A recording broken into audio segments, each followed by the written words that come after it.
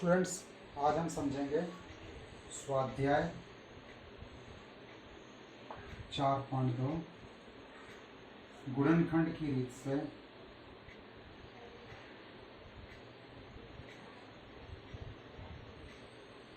द्विघात समीकरण का हल प्राप्त करें।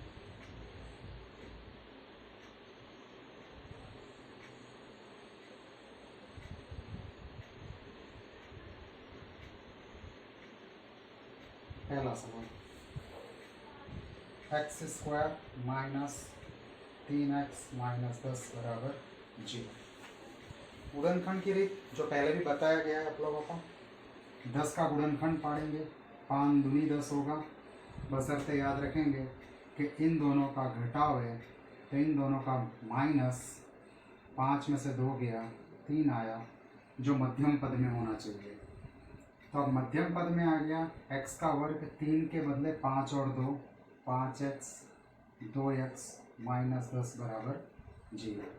अब बीच में माइनस है तो बड़ी संख्या को माइनस देंगे और छोटी संख्या को प्लस। अब दोनों में कॉमन लेंगे x माइनस 5, दोनों में कॉमन लेंगे 2, 2 के पहाड़े में 10, 2 पंचे 10 होता है। x माइनस 5 कॉमन आ गया, बचा x प्लस 2 बराबर 0। तो अब दोनों को अपना अपना शून्य दे देंगे। तो x बराबर 5 आया पहला जवाब, और x बराबर माइनस 2 आया दूसरा जवाब। इसी प्रकार दूसरा सवाल देखेंगे।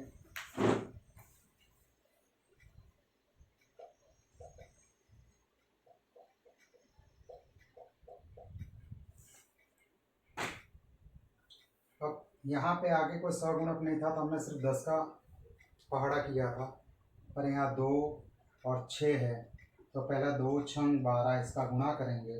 अब 12 जितने पहाड़े में आता है सब लिखेंगे, जैसे 2 छंग 12, 4 तिहाई 12।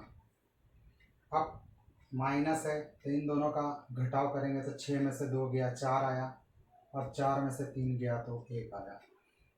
मध्यम पद में कोई संख्या नहीं है तो एक तो होता ही है, तो एक वाला सही होगा और ये गलत होगा। अब 2x² जहाँ 1 था उसके बदले 4 और 3 आया, तो 4x 3x माइनस 6 बराबर 0। प्लस है तो बड़े को प्लस, छोटे को माइनस। कॉमन निकालेंगे, इसमें भी 2x कॉमन, तो x प्लस 2 दूनी 4, इसमें 3 कॉमन है, 3 दूनी 6, x प्लस 2। खास याद रखने का, दोनों कोष्टक समान होने चाहिए, एक जैसा ही होना चाहिए। तो एक कोष्टक में आया x प्लस 2 कॉमन, और एक में आया 2x माइनस 3 बराबर 0। तो x प्लस 2 बराबर भी 0 दे दिया, 2x माइनस 3 बराबर भी 0 दे दिया। तो पहला जवाब x बराबर माइनस 2 आया, और दूसरा जवाब x बराबर माइनस का प्लस 3/2। इस तरह ये गुणनखंड की रीत से सभी सवाल हल करना है। तीसरे नंबर का सवाल इसी प्रकार है, √2 x² माइनस 7x प्लस 5√2 बराबर 0। अब इसमें भी √2 और 5√2 का गुणा करेंगे तो √2 2 हो जाएगा, 2 दूनी 4 और 4 का वर्गमूल 2 और 5, इन दोनों का 2 हो गया, 5 आया, 5 दूनी 10। अब तुमको 7 लाना है जोड़ के, तो 5 प्लस 2 जोड़ोगे तो 7 हो जाएगा। अब तुम्हारे पास आया √2 x² 7 के बदले 5 और 2, तो 5x 2x प्लस 5√2 बराबर 0। बीच में माइनस है, दोनों का माइनस, इसमें कॉमन x कॉमन है, बचा √2x माइनस 5। अब 2 के बदले तुम चाहो तो 2 बार √2 लिख सकते हो, कॉमन निकालने के लिए मैं समझा रहा हूँ। ये है तुम्हारा 5√2, और 2 के बदले मैंने लिखा 2 बार √2। तो अगर इसमें कॉमन देखो तो √2 कॉमन आ गया, तो अब एक रूट 2 बचा और एक x बचा, माइनस प्लस माइनस, और यहाँ 5 बचा बराबर 0, दोनों समान आ गया। रूट 2x माइनस 5 आया और x माइनस रूट 2 बराबर 0। तो रूट 2x माइनस 5 बराबर 0, x माइनस रूट 2 बराबर 0, रूट 2x बराबर 5, 5/√2, और यहाँ x बराबर √2।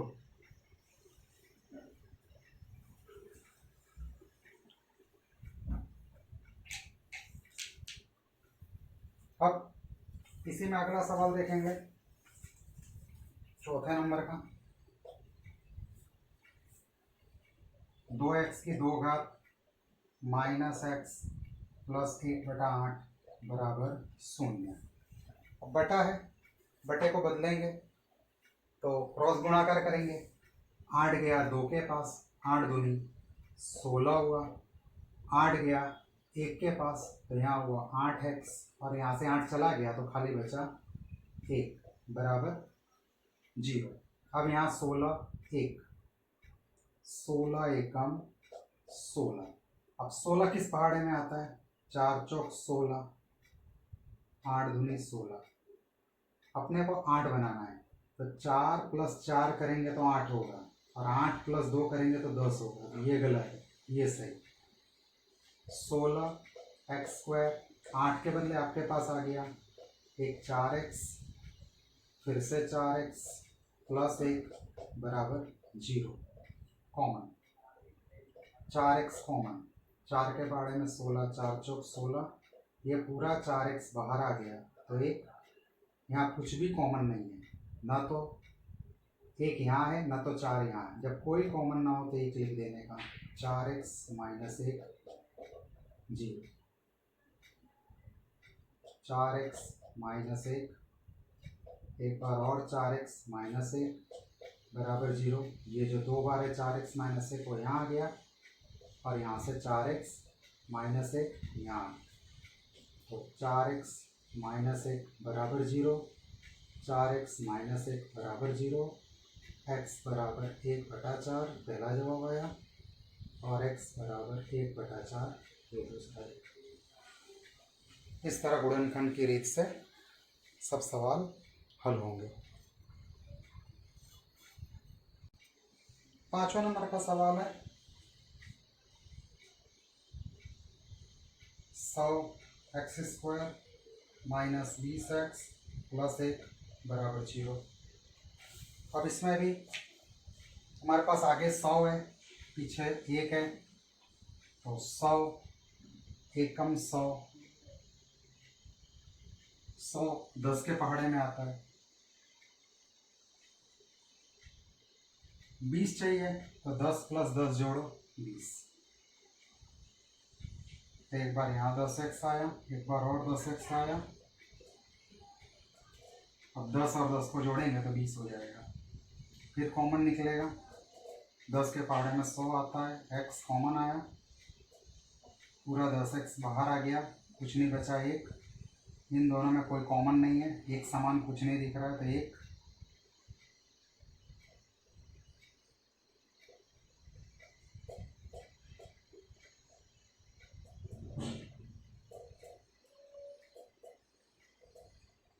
दोनों समान ही है, ये हो गया x बराबर 1/10, और ये भी हो गया x बराबर 1/10। ये थे गुणनखंड की नीति के स्वाध्याय 4.2 के प्रश्न 1 के 5 सवाल। अब इसी स्वाध्याय में प्रश्न 3 नंबर का सवाल है। अब ये शाब्दिक सवाल है। इसमें दिया गया है कि 2 संख्या ऐसी प्राप्त करो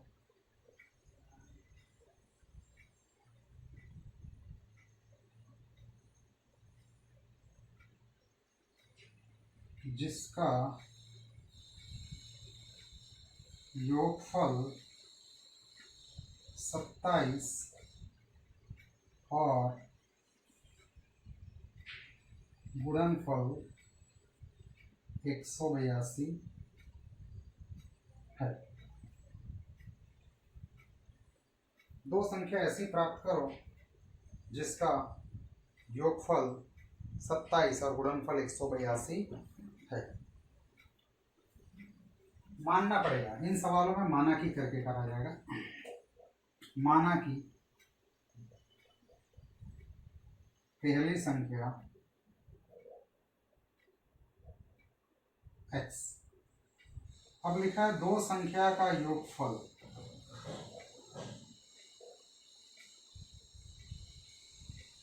27 है। अगर दो संख्या का योगफल 27 है तो मान लो a प्लस b, ये दो संख्या, इन दोनों का योगफल 27 है। a बराबर मैंने x ले लिया तो ये हो गया x प्लस b बराबर 27। अब मुझे b निकालना है तो 27 के पास x जाएगा, ये दूसरी संख्या, तो दूसरी संख्या हुई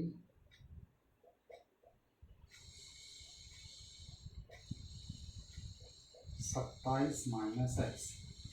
ये समझाने के लिए तो दो संख्या का योगफल हो तो किस तरह से आएगा। अब लिखा है दोनों संख्या का गुणनफल 182 है। दोनों संख्या का गुणनफल 182, तो पहली संख्या x गुणा दूसरी 27 माइनस x बराबर 182। अब इसका गुणा यहाँ हुआ तो 27x हुआ, इसका गुणा यहाँ गया तो x² हुआ बराबर 182।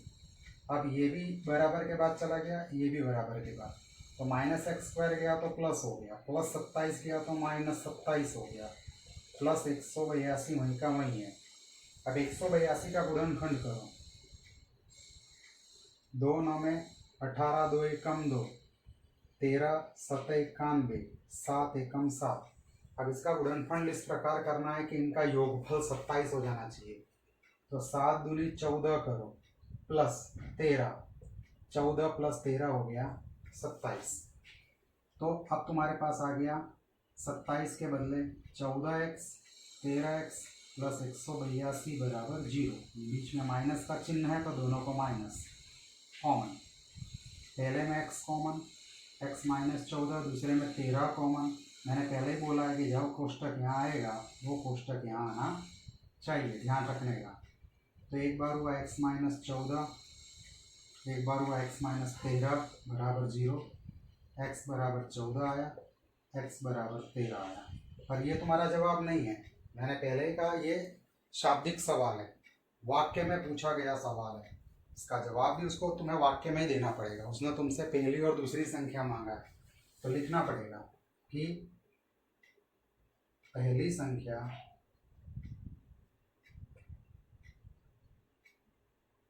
अगर तुम 14 लेते हो तो दूसरी संख्या 27 माइनस x, 27 माइनस 14 बराबर 13।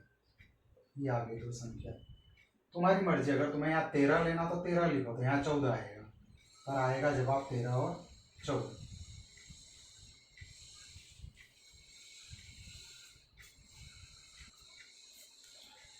अगला सवाल प्रश्न चौथा है।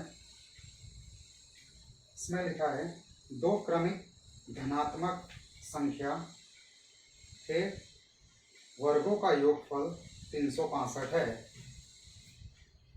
दो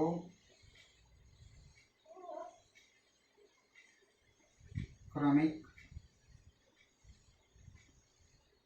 धनात्मक संख्या के वर्गों का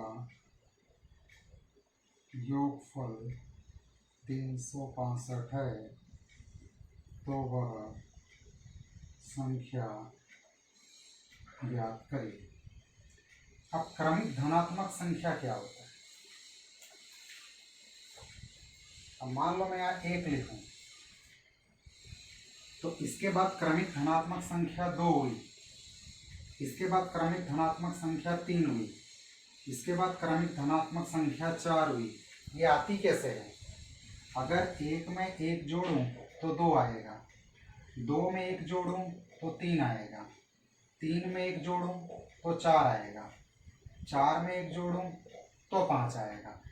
इसी तरह अगर x के बाद की क्रमिक धनात्मक संख्या चाहिए तो x प्लस 1 आएगा, सब में प्लस 1 होता है। y के बाद क्रमिक धनात्मक संख्या चाहिए तो y प्लस 1 आएगा, z के बाद क्रमिक धनात्मक संख्या चाहिए तो z प्लस 1 आएगा। अर्थात कि तुम किसी भी संख्या में प्लस 1 कर दो तो उसके आगे की संख्या मिल जाएगी। अब समझते हैं सवाल। माना कि प्रथम क्रमिक धनात्मक संख्या x, तो दूसरी क्रमिक धनात्मक संख्या x प्लस 1 होगी। कन्फर्म है। अब इनके वर्गों का योगफल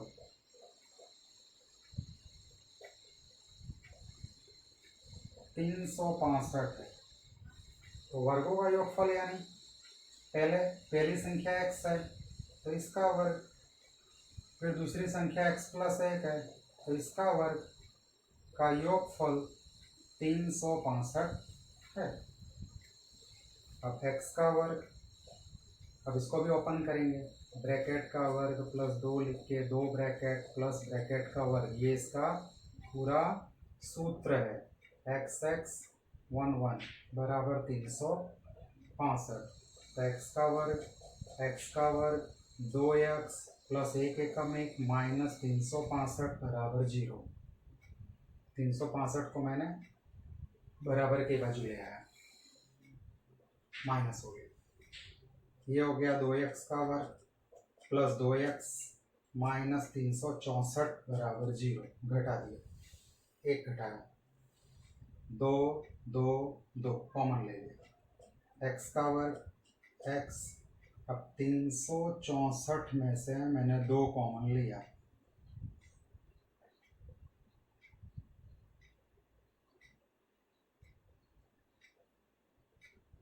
एक 182।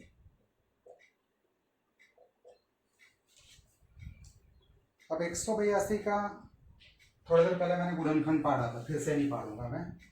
14 गुणे 13, पिछले सवाल में हमको इसको जोड़ना था तो 27 बनाए, और इस सवाल में हमको घटाना है। 14 में से 13 घटाया 1, और यहाँ पे कुछ नहीं तो हमारा 1 तो है।